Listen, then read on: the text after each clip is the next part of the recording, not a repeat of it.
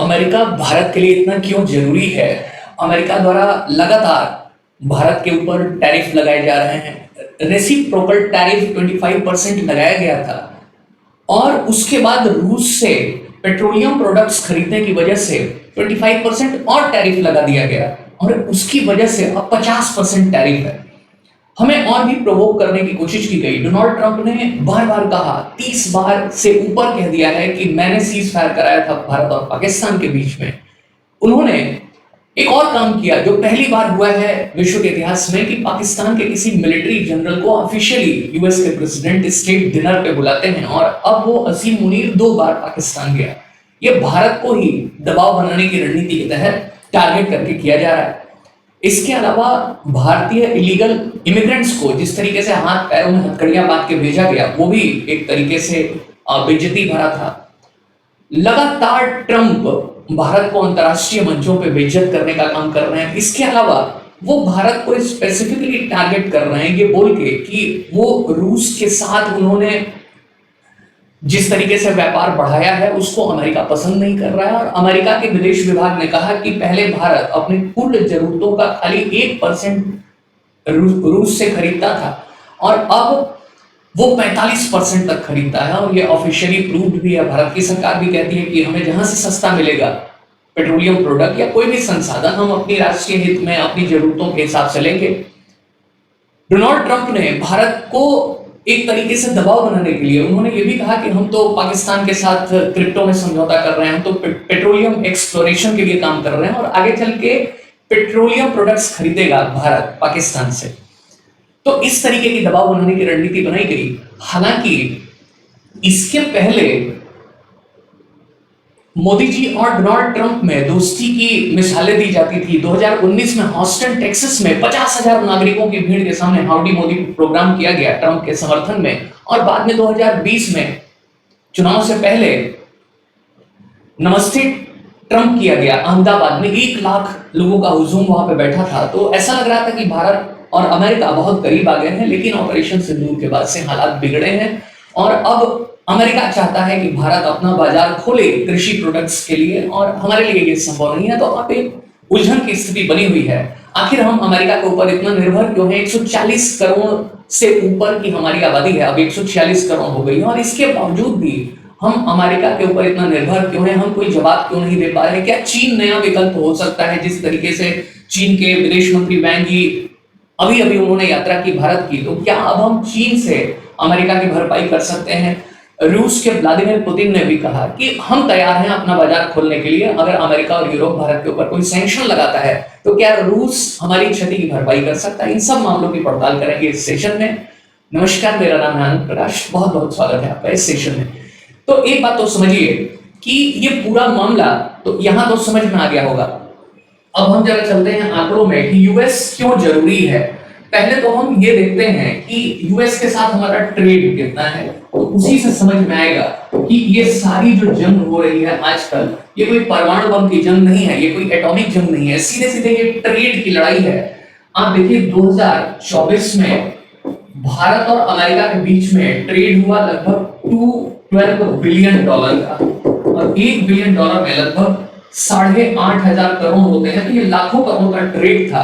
इसमें भी जो सर्विसेज का ट्रेड होता है और जो गुड्स का होता है, 2 तरीके के ट्रेड होते हैं, एक सामान का होता है और एक सेवाओं का होता है। सेवाओं में बैंकिंग, फाइनेंस, हेल्थ, एजुकेशन ये सब आते हैं और गुड्स में सामान आता है। तो ये मान के चलिए कि सर्विसेज को अगर देखा जाए तो $212 बिलियन में खाली ये इसका कितना योगदान है? लगभग $88 बिलियन का। और ये लगभग बराबर है। अमेरिका को थोड़ा सा बेनिफिट है यहाँ पे, लेकिन लगभग ये बराबर है। 41.8 बिलियन के आसपास अमेरिका सामान भेजता है और भारत भी 41.6 बिलियन के आसपास सामान या सेवाएं अमेरिका भेजता है। वो अपनी सेवाएं भेजता है, जैसे हमारे छात्र जाते हैं तो वहां पे पढ़ाई करते हैं या जो भी इस तरीके की स्कीम दी जाती है, फाइनेंसेस की पैसे जमा होते हैं, तो वो इसमें तो मामला बराबरी का है। यहाँ पे हम बराबर हैं और अमेरिका को यहाँ चिंता नहीं है, लेकिन भारत यहाँ से सामान अधिक भेजता है। इंडिया का एक्सपोर्ट है यूएस को $87 बिलियन का और खाली इंपोर्ट कितना करते हैं हम? इंपोर्ट करते हैं 41.5 बिलियन डॉलर का। तो यहाँ पे यूएस को 45-46 बिलियन डॉलर का ट्रेड डेफिसिट हो रहा है, और इसी को लेके अमेरिका का प्रेसिडेंट डोनाल्ड ट्रंप बहुत बार बार कह रहे हैं कि ट्रेड इंबैलेंस है, भारत बहुत ज्यादा टैरिफ लगा रहा है, भारत बहुत सारी समस्याएं कर रहा है। अब देखिए भारत को यहाँ बढ़त तो है, क्योंकि हमारे फॉरेक्स में, हमारा फॉरेक्स क्या होता है, फॉरेन एक्सचेंज रिजर्व, यही है फॉरेक्स, विदेशी मुद्रा भंडार। तो इसमें इस समय 696 बिलियन डॉलर है, और हम यूएस के साथ ट्रेड कर रहे हैं। तो ये भी एक बड़ा अवसर है कि हमारे पास ये पैसा कहां से आया। आप पाकिस्तान से तुलना करिए तो वहां पे खाली लगभग 15-16 बिलियन डॉलर है, और वो 1-1 बिलियन डॉलर कहीं आईएमएफ से, एडीबी से लोन लेके काम चला है। भारत एक बहुत बड़ी शक्ति बन गया है, खास करके फॉरेक्स में, और इसमें ट्रेड का बढ़ना एक बहुत महत्वपूर्ण जिम्मेदार कारक है। आप देखिए कि भारत 1991 के आसपास में सोना गिरवी रखना पड़ा था आईएमएफ में, और हमने 1-2 बिलियन डॉलर लोन लिया था इन्हीं शर्तों पे कि अपनी बाजार खोलेंगे। हमेशा से यूरोप और अमेरिका चाहते हैं कि भारत अपनी बाजार खोले, जिससे हम कृषि उत्पाद या अन्य चीजें बेच पाए। लेकिन भारत में कृषि या उससे संबंधित जो गतिविधियां हैं वो खाली आर्थिक गतिविधियां नहीं है, वो जीविका निर्वाह के लिए है। बहुत बड़ी आबादी, लगभग 60% आज भी कृषि के ऊपर निर्भर है। हालांकि जीडीपी में योगदान कृषि का 14% है, लेकिन रोजगार के लिए आज भी 60% लोग उसी पे निर्भर है। तो फॉरेक्स में अमेरिका को जो हम सामान भेज रहे हैं उसका बड़ा योगदान है, यूरोप को जो सामान भेज रहे हैं उसका बड़ा योगदान है। अब हम क्या क्या सामान भेजते हैं, तो हम इलेक्ट्रॉनिक गुड्स भेजते हैं, हम इंजीनियरिंग गुड्स भेजते हैं, और ये कोई छोटा मोटा नहीं है मामला। हम फार्मास्यूटिकल्स भेजते हैं, दवाइयां भेजते हैं, हम जेम्स एंड ज्वेलरीज भेजते हैं, और ये भारी भरकम राशि है।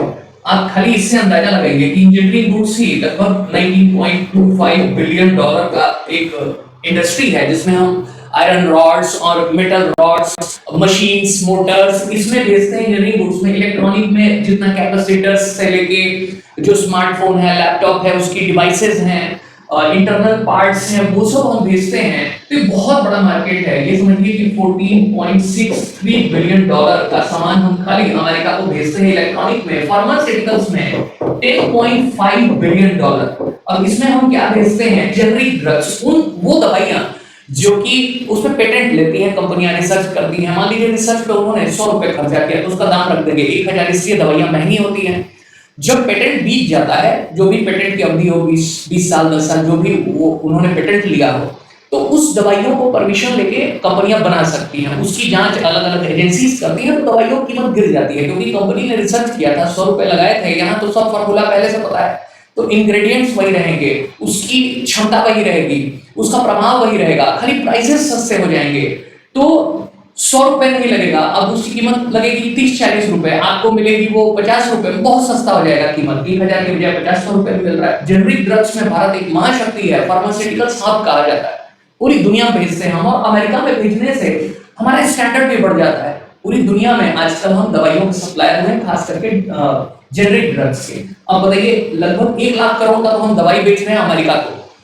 ये बहुत बड़ी उपलब्धि है। इतना आसानी तो अमेरिका में दवाइयों का खर्च बहुत अधिक है, धनी देश है, तो वहां खर्च क्षमता अधिक है, वहां बिना डॉक्टर के प्रेस्क्रिप्शन के आपको दवाई नहीं मिलेगी।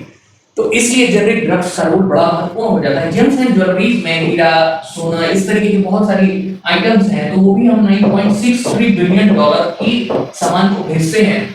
लगभग 3 लाख जॉब, लगभग 1.5 लाख जॉब क्रिएट होती है जेम्स एंड ज्वेलरीज में। इसके अलावा हम कपड़े भेजते हैं लगभग 9.5 बिलियन डॉलर के गुड, अगर कपड़े देखें। उसके अलावा हम ऑर्गेनिक, इनऑर्गेनिक केमिकल्स भेजते हैं लगभग 4.19 बिलियन डॉलर के।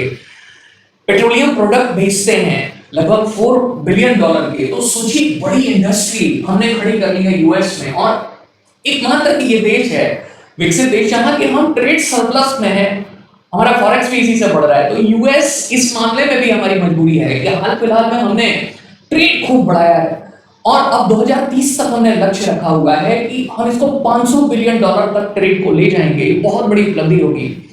आप सोचिए कि चीन तो आज ही 600 बिलियन डॉलर का ट्रेड कर रहा है। क्या चीन के साथ यूएस की तनातनी नहीं है, टैरिफ वॉर नहीं चल रहा है, वर्ल्ड के पार को हथियाने की लड़ाई नहीं चल रही है, लेकिन फिर भी चीन ट्रेड कर रहा है।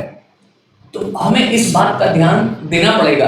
क्या ध्यान देना पड़ेगा कि विश्व का ट्रेड न जाने पाए। डोनाल्ड ट्रंप की थोड़ा ईगो को सेटिस्फाई करना पड़ेगा और हमें ये समझना पड़ेगा कि अमेरिका एक बड़ी मार्केट है, नोबेल प्राइज चाहिए तो समर्थन करते हैं, हमें भी क्या करना। हाँ, लेकिन जहां गलत हो वहां विरोध करना भी जरूरी है। चीन करता है, चीन ने धमका दिया कि हम भी टैरिफ लगाएंगे, हालांकि उनकी कंडीशन अलग है, हमारी कंडीशन अलग है, वो पूरी दुनिया का एक्सपोर्ट कैपिटल है, फिर भी हम गलत को गलत तो कह ही सकते हैं।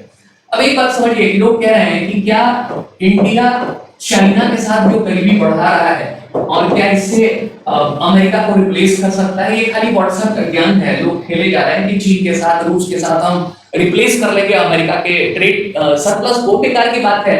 118 बिलियन डॉलर का हमने ट्रेड किया है और चीन के साथ 2024 में। और एक अनुमान देखिए, अनुमान क्या मतलब, एग्जैक्ट फिगर देखिए, लगभग 102 बिलियन डॉलर तो हम खाली सामान मंगाते हैं, इंपोर्ट करते हैं चीन के साथ। तो हमारा व्यापार घाटा इतना बड़ा है, खाली 18 बिलियन डॉलर का सामान हम भेजते हैं।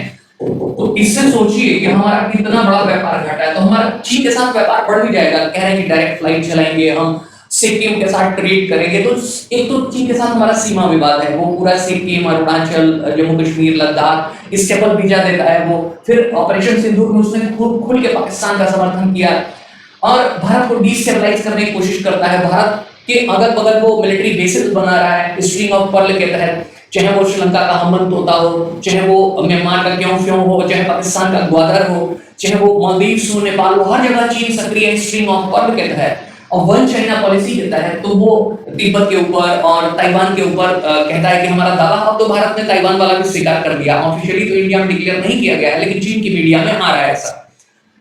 तो कहीं हम डोनाल्ड ट्रंप के दबाव में तो नहीं कर रहे हैं। अब हम कभी भी चीन के साथ अगर बढ़ा भी देंगे व्यापार तो हमारा ही नुकसान है, क्योंकि हमारी इंडस्ट्री उतना बेहतर तो है नहीं, देख रहे पूरा चीन का सामान भरा हुआ है, ये और बढ़ जाएगा और हमारी घरेलू उद्योग और चौपट हो जाएगी। तो इसका कोई खास फायदा नहीं है। तो ये सारी बकवास बातें हैं कि चीन रिप्लेस कर देगा यूएस के ट्रेड को और यूरोप के ट्रेड को। आइए चलिए रशिया चलते हैं।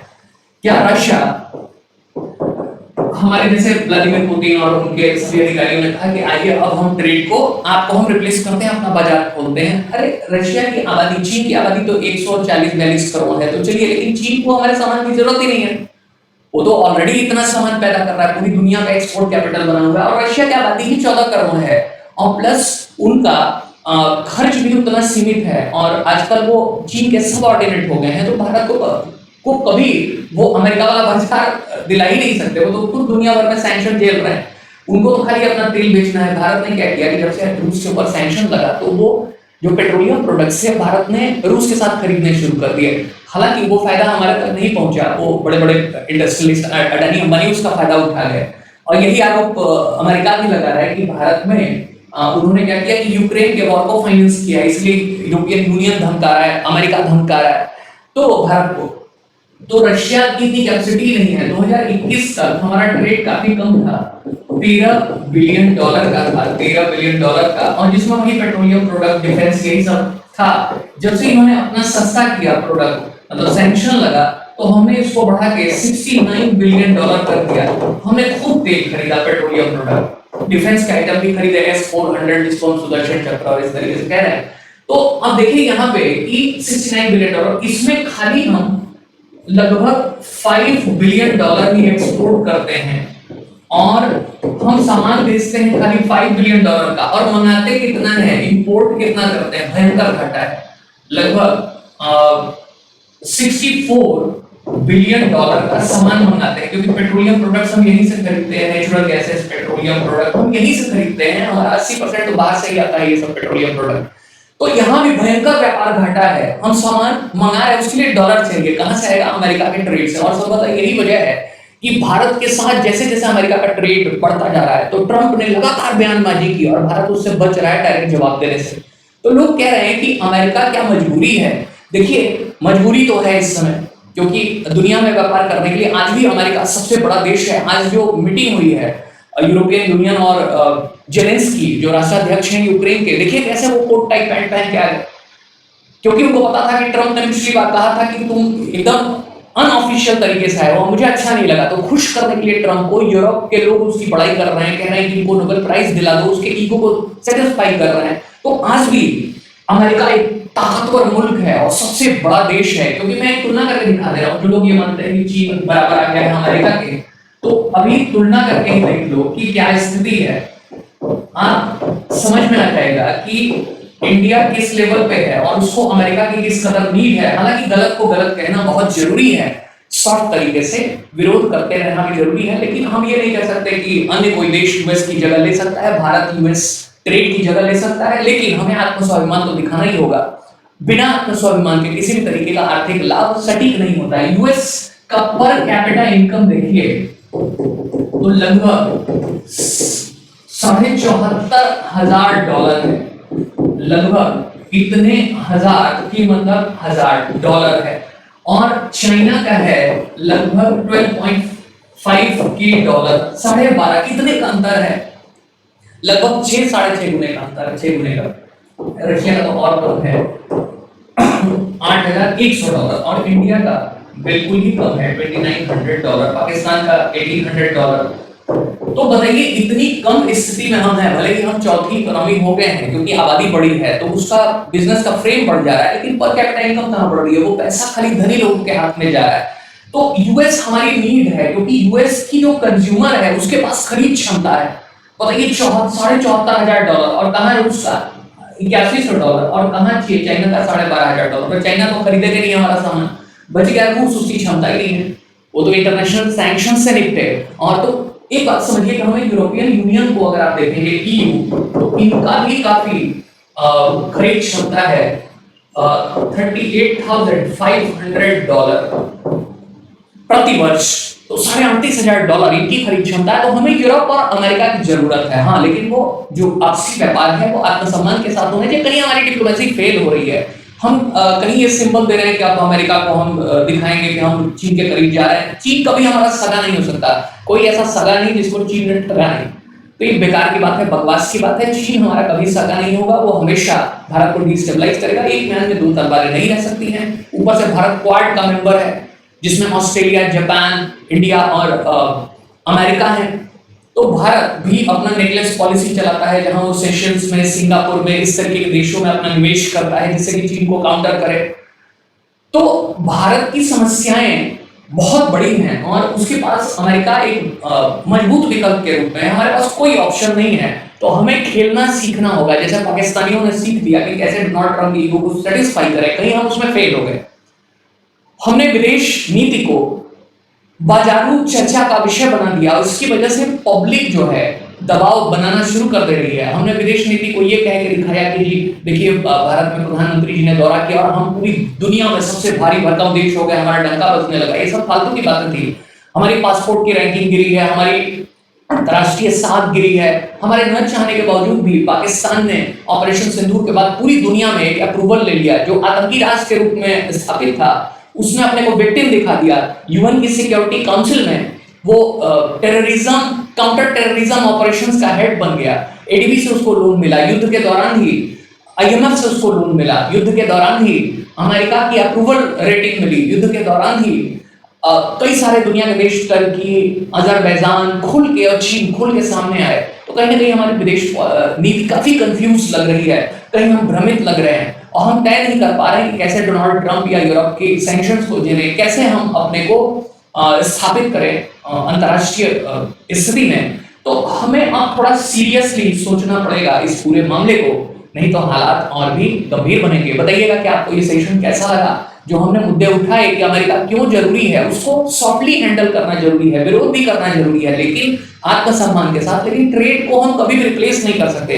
कोई चीन, कोई रशिया, कोई भी अमेरिकन ट्रेड को रिप्लेस नहीं कर सकता, क्योंकि उसी से हमारे पास विदेशी मुद्रा भंडार आ रहा है और बाकी जगह तो हम भयंकर घाटे में हैं। और दुनिया में सामान खरीदने के लिए भारत एक इंपोर्ट ओरिएंटेड देश है, सामान मंगाता है तो दुनिया में सामान खरीदने के लिए हमें डॉलर चाहिए। डॉलर अमेरिका से आएगा, यूरोप से आएगा, तो हमें उनको साधना पड़ेगा। हम इधर उधर भाग के पेंडुलम जैसा अपनी विदेश नीति को चला के कोई फायदा नहीं अपना सकते।